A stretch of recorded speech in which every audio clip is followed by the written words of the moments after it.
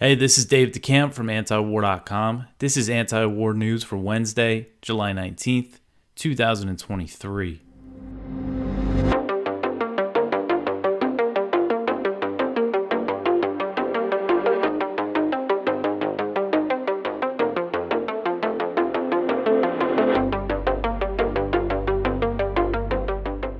All right, the first story at the top of antiwar.com today. The U.S. wants Ukraine's counteroffensive to go harder. So the Washington Post reported on Tuesday that U.S. officials believe Ukraine should be launching large-scale assaults against Russia's defensive lines despite the risk of major losses. And the officials are also blaming Ukraine's tactics for the struggling counteroffensive. The report said that the pace of Ukraine's counteroffensive has generated concern in the West that the government of Zelensky may not deliver as powerful a blow as it could. So the main complaint from the U.S. and other Western countries is that Ukraine is not using combined arms tactics, which integrates infantry, armored vehicles, and artillery. Instead, Ukraine is relying on artillery and sending small teams of engineers to clear minefields, which Ukrainian officials say that they're doing to prevent unnecessary losses. So the New York Times also reported that the U.S. was frustrated by Ukraine's caution. So I'll read you this excerpt from the New York Times report. It's really unbelievable stuff here. It says, quote, senior U.S. officials in recent weeks had privately expressed frustration that some Ukrainian commanders, exasperated at the slow pace of the initial assault and fearing increased casualties among their ranks, had reverted to old habits, decades of Soviet-style training in artillery barrages, rather than sticking with the Western tactics and pressing harder to breach the Russian defenses, end quote. So they want them to press harder despite their concern for casualties. So Ukrainian troops received combined arms training in NATO countries ahead of the counteroffensive, and the Biden administration wants them to use it. But Ukrainian forces did launch large armored assaults in the first weeks of the counteroffensive, which resulted in heavy losses. According to the New York Times, 20% of Ukraine's weaponry deployed to the battlefield was damaged or destroyed during the first 2 weeks of the counteroffensive. General Valery Zaluzhny, he's the commander-in-chief of Ukraine's armed forces. He's hit back at the Western criticism of the counteroffensive, saying that NATO would never launch an assault without air superiority. So that's one thing that Ukraine is lacking, is air support. And he's been demanding that the U.S. and NATO provide U.S.-made F-16 fighter jets, which are not expected to arrive until next year. According to the Post, U.S. officials are privately saying that Western jets will not make much of a difference due to Russia's extensive air defenses. So even if they get these F-16s, U.S. officials are saying it's not going to make much of a difference. And I put in a quote from John Kirchhofer, the chief of staff for the U.S. Defense Intelligence Agency. He offered a very bleak assessment of Ukraine's prospects at a conference last week, saying that no weapon will be the holy grail to help Ukraine break through. Despite the situation on the ground for Ukrainian soldiers, the Biden administration is still pushing for more fighting and shows no interest in a ceasefire or diplomacy. Chairman of the Joint Chiefs of Staff, General Mark Milley, insisted on Tuesday that the counteroffensive is not a failure. Milley said, quote, it is far from a failure in my view. I think that it's way too early to make that kind of call. I think there's a lot of fighting left to go, and I'll stay with what we've said before. This is going to be long, it's going to be hard, it's going to be bloody, end quote. So we know, I always make this point, but I think it's really important that the Discord leaks and media reports showed us, leading up to the counteroffensive, the Biden administration did not expect Ukraine to regain much territory, yet they pushed for it anyway. And now here we are, and they're pushing even harder. Ukrainian lives be damned, basically, is what the U.S. seems to be saying here. They're worried about casualties, but they want to inflict as much damage as they can on Russia using Ukrainian soldiers. All right, the next one here, Russia launches retaliatory strikes after Crimean bridge attack. So Russia The Russian Defense Ministry said Tuesday that Russian forces launched retaliatory strikes in southern Ukraine in response to the bombing of the Crimean bridge by Ukrainian forces. Russia said that the strikes were launched against targets in Odessa and Mykolaiv, and Ukrainian authorities reported that airstrikes did take place in those cities. Not airstrikes necessarily, they were drone strikes, the kamikaze drones and missile strikes. So the Russian Defense Ministry spokesman said in a statement, quote, "Last night, the Russian armed forces delivered a multiple retaliatory strike by seaborne high-precision weapons against the sites where terrorist attacks were being plotted against the Russian Federation with the use of drone boats and against the place of their production at a ship repair plant in the area of the port of Odessa." End quote. So Ukrainian officials reported damage to homes and port infrastructure in Odessa and said that a major fire broke out in the area. According to TASS, the Russian military claimed that it destroyed 70,000 tons of fuel for Ukrainian military hardware. The Russian strikes on the port city of Odessa also came after Moscow suspended its participation in the grain deal that facilitated the export of grain from Ukraine's Black Sea ports. Russia said that it could no longer guarantee the security of shipments out of Ukraine and said that it would only return to the initiative when more obstacles to the export of Russian agricultural goods are lifted. So this is some retaliation for that Crimean bridge bombing. The next one here, this is one from Kyle Anzalone over at the Libertarian Institute. The USAID chief, who's Samantha Power, has announced hundreds of millions in new aid for Ukraine.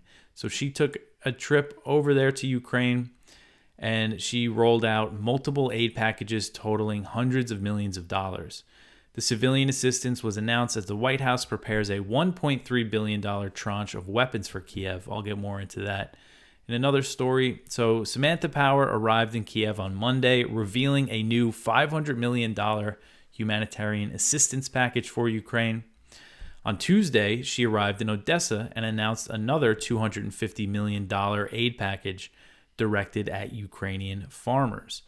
So Kyle goes through some numbers here of what Washington has supplied to Ukraine so far when it comes to aid.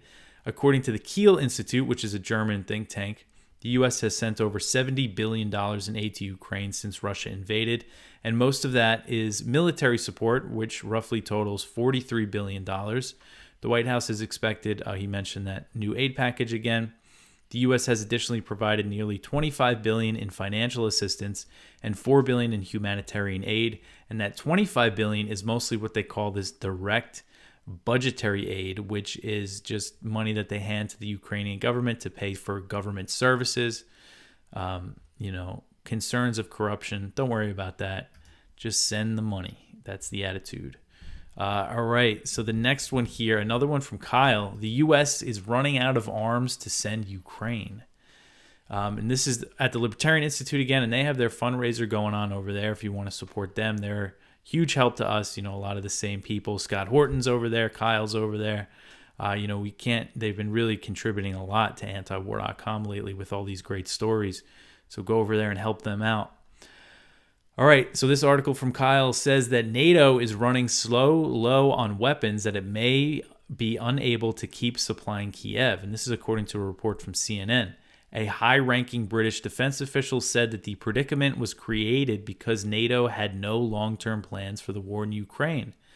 On Tuesday, CNN reported speaking with a defense official who claimed that the U.S. was approaching the point where it could no longer supply Ukraine with weapons. The CNN report said, quote, "There is a set level of munitions in U.S. stockpiles around the world, essentially an emergency reserve that the military is not willing to part ways with. The level of those stockpiles are classified," end quote. And the outlet explained that U.S. officials believe the U.S. has been nearing that red line.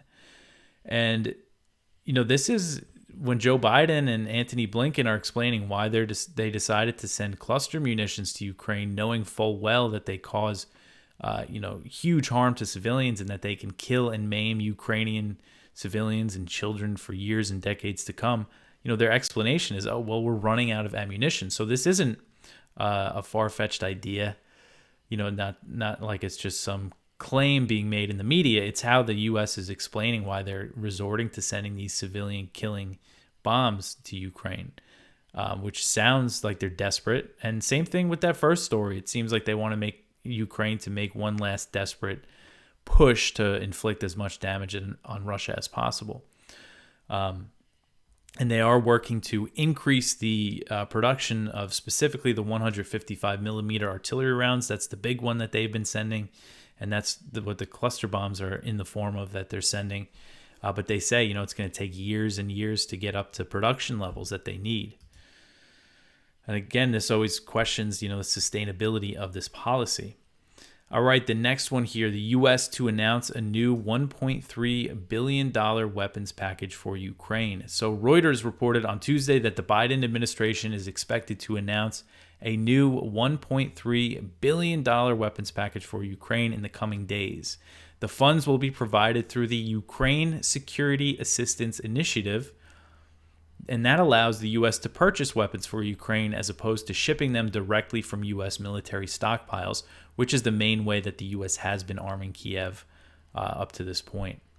The sources told Reuters that the new package will include anti-drone air defense systems known as the Vampire system, Phoenix Ghost and Switchblade drones, which are both small loitering munitions, kamikaze drones as they call them, and another counter-drone system made by Australia's Drone Shield. So if it's $1.3 billion, I would assume that there would be more in there than just that. Because the weapon systems are being purchased, it means that it could take months or years for them to be delivered. The report comes as U.S. officials are warning, again, that they're draining stockpiles. So this might be a way that they look to arm Ukraine more so is by buying stuff for them. So according to the State Department, the U.S. has provided Ukraine with $10.8 billion in Ukraine Security Assistance Initiative funds so far in the 2023 fiscal year. In the 2022 fiscal year, which ended on September 30th for the federal government, the U.S. announced $6.3 billion in this Ukraine Security Assistance Initiative. And all these funds are still being pulled from that $113 billion that Congress has authorized for Ukraine. The White House has yet to ask for more. I have a feeling that might be coming soon, though. We'll see how that all plays out. All right, the next one here. Taiwan detects a record 16 Chinese warships around the island. So China sent a record number of warships around Taiwan in a single day last week, topping a previous high set when the Chinese military responded to then House Speaker Nancy Pelosi's visit to the island in August 2022. And this is according to a report from the South China Morning Post. The Taiwanese Defense Ministry said that it detected 16 Chinese People's Liberation Army ships operating around Taiwan on Friday, although it's not clear how close they came to the island. And I know Taiwan makes a big deal when Chinese planes approach what they call the contiguous zone, which is 24 nautical miles off of its coast. So I would assume if these ships came close to that, they would have said so. So I would say it's probably well beyond that 24 nautical mile limit. So the Taiwanese Defense Ministry said, again, 16 of these PLA warships came close to Taiwan. And after Pelosi went over there, they sent 14 vessels. That was the highest in a single day. So 16 compared to 14. Back in April, when Taiwanese President Tsai Ing-wen met with the current House Speaker, Kevin McCarthy, and that was in California, China also conducted large-scale exercises around Taiwan, and they sent 12 warships in the area. So just to compare the numbers here. So major Chinese military exercises around Taiwan are typically done in response to U.S. actions with regard to Taiwan. And Washington has continued to boost ties with Taipei despite Beijing's position. So it's not clear if there was a specific, if there was a single event that sparked these latest drills. But Global Times, which is a Chinese state media outlet, they mentioned that the PLA warship activity came as the U.S. House of Representatives passed its version of the 2024 National Defense Authorization Act, which includes provisions to boost military ties for Taiwan. And it also came after NATO issued a communique at its summit in Vilnius, Lithuania, that took aim at China. Taiwanese media said that the record number of Chinese warships came after a few days of steady PLA activity around Taiwan. So they were conducting drills for a few days. All right, the next one here, another one from the Libertarian Institute. This is from Connor Freeman. Henry Kissinger meets with China's defense minister. So Kissinger, the 100-year-old former Secretary of State, made a trip to Beijing, which, I mean, you know, he's 100 years old and he's flying to China. That's a long flight. You know, whatever you think of the guy, it's pretty amazing that he's still, you know, able to do that. So he met with Li Shangfu, who is the Chinese defense minister that's under U.S. sanctions, and the Chinese will not accept a meeting between him and Secretary of Defense Lloyd Austin until the U.S. lifts those sanctions, and the U.S. has refused to do so. So while the Biden administration says that they're all about talking with China, they're refusing, you know, what I think is a very reasonable precondition. And when it comes to China, you know, it's all about face, and to them, you know, it's respect. You know, it's showing that they don't respect their defense minister if they keep him under these sanctions. And they first sanctioned him in 2018 when he was in another position and he oversaw the purchase of Russian military equipment. I don't understand why the U.S. thinks it has the right to punish China for buying military equipment from Russia. I think it goes to show a lot of the hubris. But anyway, so back to this article from Connor. Li, the Chinese defense minister, said in a statement that the U.S.-China relationship has reached its lowest point since the establishment of diplomatic relations. He said that this is because some people in the United States did not meet China halfway. He warned against the rising tensions, and he stressed that the path of peaceful development that China is pursuing is what is a blessing for the world, as he put it. The Chinese military chief elaborated further, insisting that Washington should have correct strategic judgment, saying that the future of the world would be better if the countries were living in peace and developing together. In the same statement, Kissinger, who played a crucial diplomatic role during the Richard Nixon administration in establishing relations with Beijing under Mao Zedong, was described as a friend of China in this statement. Kissinger warned against the consequences of war between the U.S. and China, saying that they would be catastrophic. He implored that the two sides should urgently increase cooperation. He said, quote, "The United States and China should eliminate misunderstandings, coexist peacefully, and avoid confrontation. History and practice have continuously proved that neither the United States nor China can afford to treat the other as an adversary. If the two countries go to war, it will not lead to any meaningful results for the two peoples," end quote. So it's interesting, you know, when Kissinger is kind of sounds like the voice of reason. You know, we know we're in trouble. He's known for his infamous role as Nixon's national security advisor, leading the secret bombing campaigns in Cambodia and Laos. And we know the consequences of that, as we've been talking about cluster munitions. But compared to the rest of the D.C. establishment, the blob, whatever you want to call it, you know, when it comes to Russia and China, he sounded pretty reasonable, you know, recently and for a while on these issues. All right. So the next one here, U.S. nuclear-armed submarine docks in South Korea. So a U.S. nuclear-armed submarine docked in South Korea on Tuesday in a major provocation aimed at North Korea as tensions on the Korean peninsula continue to rise. So the docking of the USS Kentucky, an Ohio-class submarine in the South Korean port of Busan, marks the first time since 1981 that a U.S. nuclear-armed submarine arrived in the country. It also marks the first time U.S. nuclear weapons have been deployed to the Korean peninsula since 1991, the year that the U.S. withdrew all of its tactical nukes it had stationed in South Korea. So due to the nature of U.S. nuclear-armed submarines, you know, they can covertly patrol waters anywhere in the world, have very long-range missiles. That means there's no strategic value to docking them in South Korea. This is nothing more than a blatant provocation. And this is also likely meant as a message to China as well. President Biden agreed to deploy a nuclear-armed submarine to South Korea in April when South Korean President Yoon Suk-yeol visited Washington.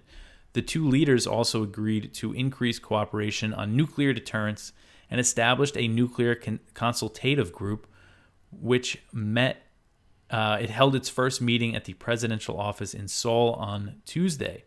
So protesters staged a rally outside of this meeting, carrying signs that read "Dismantle the NCG," which is the abbreviation for this new group, and said that they were opposed to the deployment of nuclear submarines.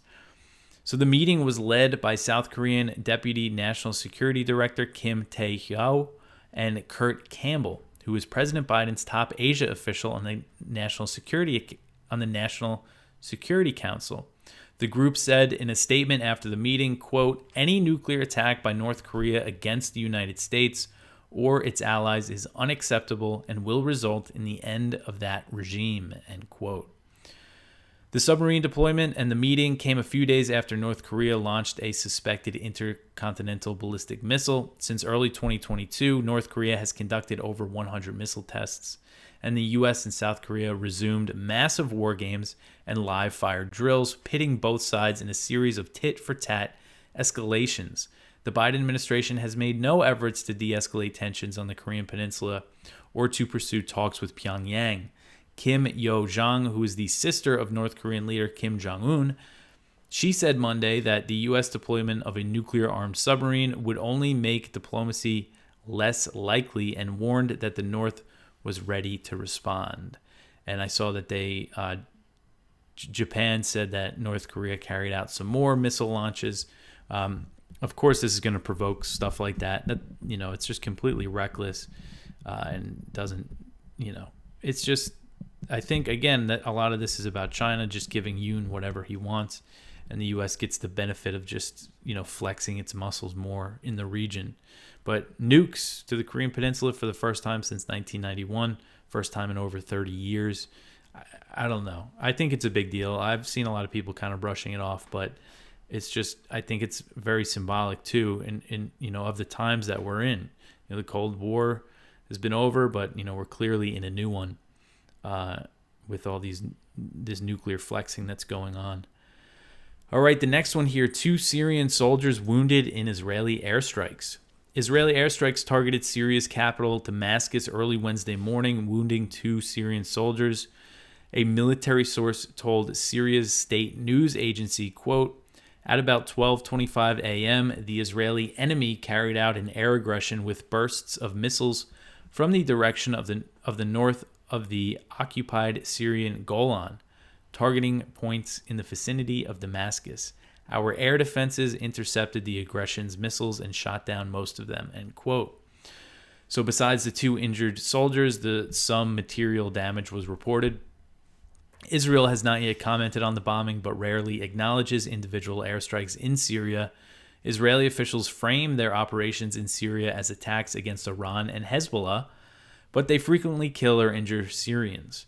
The incident marks at least the 20th Israeli bombing of Syria this year. In May, Israel's defense minister said that the government of Netanyahu doubled its airstrikes in Syria since it came to power at the end of December 2022. So there's not too many details about this strike. This kind of just broke right before I was finishing up, so I just wrote this short article pretty quickly. But we'll see. Sometimes, you find more damage or civilian injuries. And, I'm citing Syrian state media. I follow these Israeli airstrikes pretty closely. They're, what they initially report, that Syrian state media I'm talking about, they don't tend to exaggerate or anything. If anything, they downplay casualties. So that's why I think it's a fine source to use when the story first breaks. And usually, the casualties when it comes to Syrian soldiers are correct and don't, unless more people, they find were hurt. All right, the last one here is another one from Connor at the Libertarian Institute. President Biden invites Netanyahu to meet soon in the United States. So Netanyahu got his big invitation. President Joe Biden invited Netanyahu during a phone call on Monday, and this comes as Tel Aviv is escalating its military attacks and bombings against neighboring countries, the blockaded Gaza Strip, as well as Palestinians living in the occupied West Bank. Relations between the White House and the Israelis appeared strained as a result of controversies related to the Netanyahu's coalition's planned judicial overhaul, which caused political chaos in Israel. There was a lot more protests on Tuesday. Biden and Netanyahu had not spoken for 7 months. Republican senators accused Biden of being anti-Semitic for this, but here they are on the phone and they have a nice call. During that time, the U.S. has still come out backing Israel. Even, during that big raid in Jenin, they said, basically came out in support, and, they're still supplying them with all this military aid. It hasn't been any real change to the relationship. Biden just hasn't spoken to Netanyahu. But in a statement from Netanyahu's office, the call was described as long and warm. So it sounds like they're getting along, and the White House is saying that the visit is probably going to happen in the fall. So there you have it. And this might have something to do with the pressure from Congress, accusing Biden of all sorts of things for not getting on the phone or hosting Netanyahu. All right, that is it for the news for today. Go check out our Viewpoints. We have a lot of good ones. One from Medea Benjamin and Marcy Winograd. NATO, a warfare alliance, not a force for global peace. One from Ted Snyder, tightening the Ukraine, NATO, not. One from Jim Bovard, the most massive attack against free speech in United States history. That's over at the Libertarian Institute. And we have an interesting one from Chris Carr. This is a reprint from Timcast, which is Tim Pool's website. It's titled Real Heroes Don't Fight for Villains, From Soldier to Conscientious Objector. And it's about a guy named Dylan Allman, who was in the U.S. Army and became a conscientious objector. And it's his story, and it's really interesting. So we were able to reprint that. So go check that out.